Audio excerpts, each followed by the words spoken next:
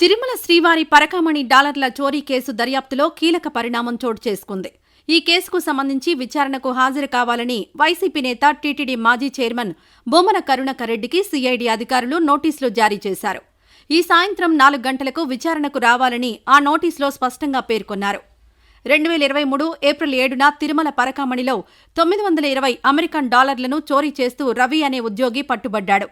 ఈ ఘటనపై అప్పటి టీటీడీ ఏవీఎస్ఓగా పనిచేసిన సతీష్ కుమార్ ఫిర్యాదు మేరకు తిరుమల 1వ పట్టణ పోలీస్ స్టేషన్లో కేసు నమోదైంది. అయితే హైకోర్టు ఆదేశాల మేరకు ఈ కేసు దర్యాప్తును సిఐడి చేపట్టింది. స్వయంగా సిఐడి డీజీ రవిశంకర్ అయ్యన్నార్ ఈ విచారణను పర్యవేక్షిస్తున్నారు. డిసెంబర్ 2వ తేదీలోగా హైకోర్టుకు నివేదిక సమర్పించాల్సి ఉండడంతో అధికారులు దర్యాప్తును ముమ్మరం చేశారు. ఈ కేసులో ఫిర్యాదుదారుడైన ఏవీఎస్ఓ సతీష్ కుమార్ విచారణకొస్తున్న సమయంలో మృతి చెందడం పలు అనుమానాలకు తావిచ్చింది. ఈ నేపథ్యంలో దర్యాప్తు బృందం లోతుగా విచారణ జరుపుతోంది.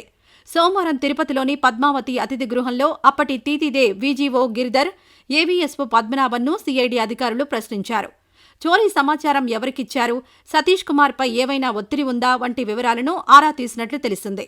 తాజాగా బొమ్మన కరుణాకర్ రెడ్డికి నోటీసులు జారీ చేయడంతో ఈ కేసు మరోసారి చర్చనీయాంశంగా మారింది.